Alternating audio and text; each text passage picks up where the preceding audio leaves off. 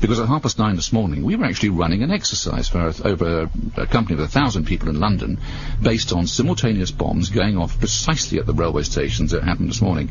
So I still have the hairs on the back of my neck standing upright. To get this quite straight, you were running an exercise to see how you would cope with this, and it happened while you were running the exercise? Precisely.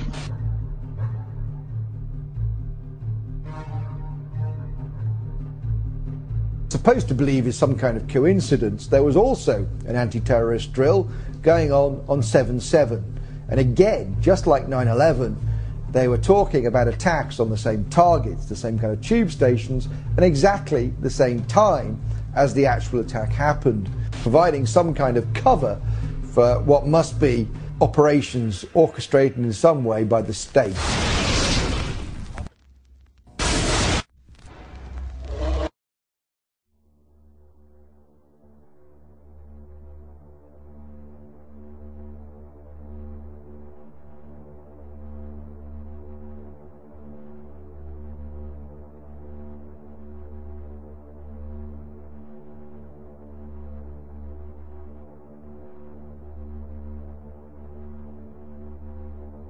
I am absolutely appalled at how much people in this country do not think.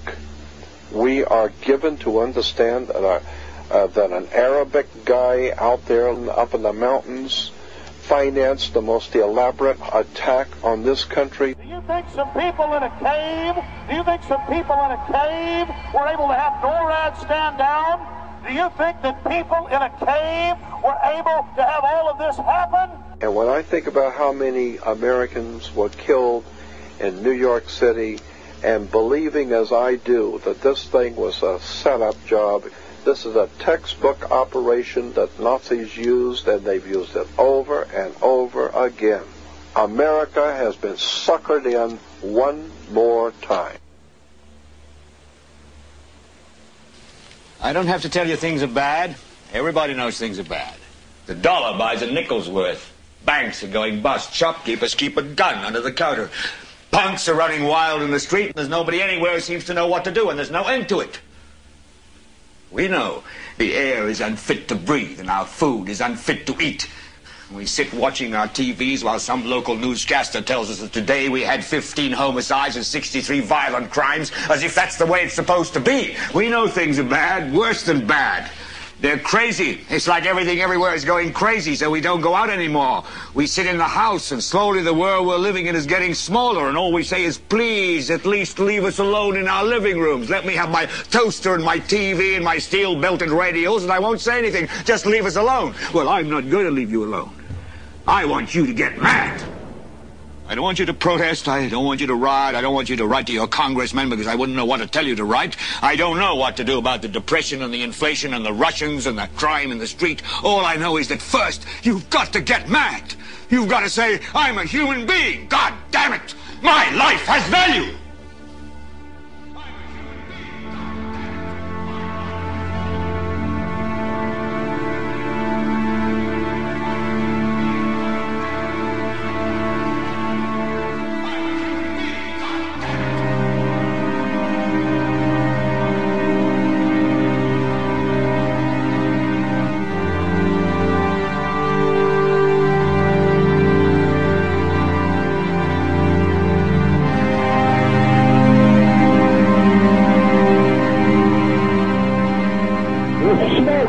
There, 105, 2 pounds.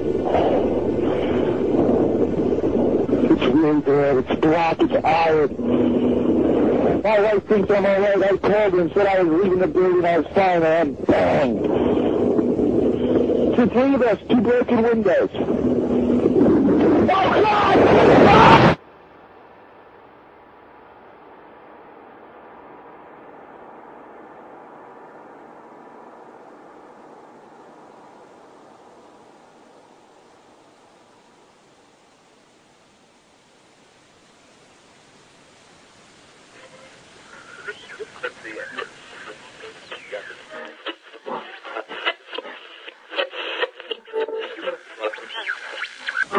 When hostilities commenced in Europe in 1939, it was realized that the American people had no intention of entering the war.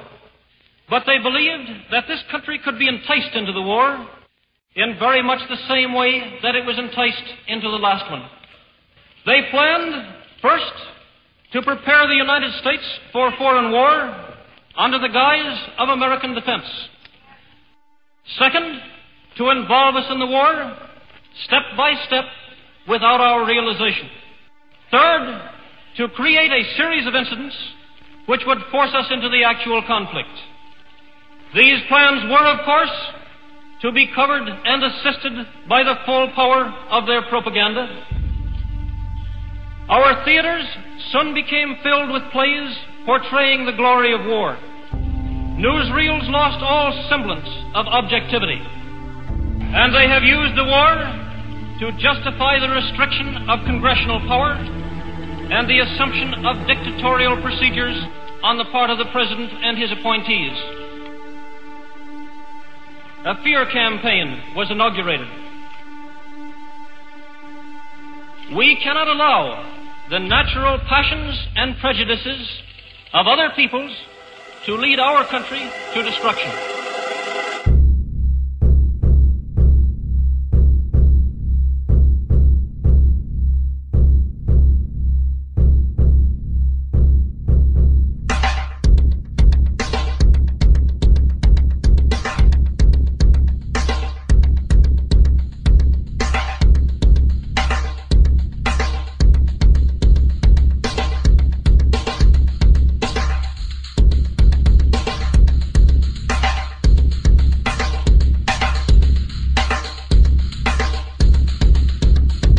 (1775), the American Revolutionary War began as the American colonies sought to detach from England and its oppressive monarchy. Though many reasons are cited for the revolution, one in particular sticks out as the prime cause: that King George III of England outlawed the interest-free, independent currency the colonies were producing and using for themselves, in turn forcing them to borrow money from the Central Bank of England at interest, immediately putting the colonies into debt. And, as Benjamin Franklin later wrote, the refusal of King George III to allow the colonies to operate an honest money system which freed the ordinary man from the clutches of the money manipulators was probably the prime cause of the Revolution. In 1783, America won its independence from England. However, its battle against the central bank concept and the corrupt, greed-filled men associated with it had just begun. So what is a central bank? A central bank is an institution that produces the currency of an entire nation. Based on historical precedent, two specific powers are inherent in central banking practice: the control of interest rates and the control of the money supply, or inflation. The central bank does not simply supply a government's economy with money, it loans it to them at interest. Then, through the use of increasing and decreasing the supply of money, the central bank regulates the value of the currency being issued. It is critical to understand that the entire structure of this system can only produce one thing in the long run: debt. It doesn't take a lot of ingenuity to figure this scam out. For every single dollar produced by the central bank is loaned at interest. That means every single dollar produced is actually the dollar plus a certain percent of debt based on that dollar. And since the central bank has the monopoly over the production of the currency for the entire country, and they loan each dollar out with immediate debt attached to it, where does the money to pay for the debt come from?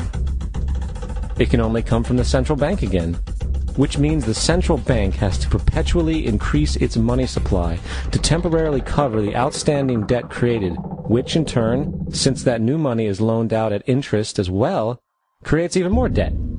The end result of this system without fail is slavery, for it is impossible for the government and thus the public to ever come out of the self-generating debt.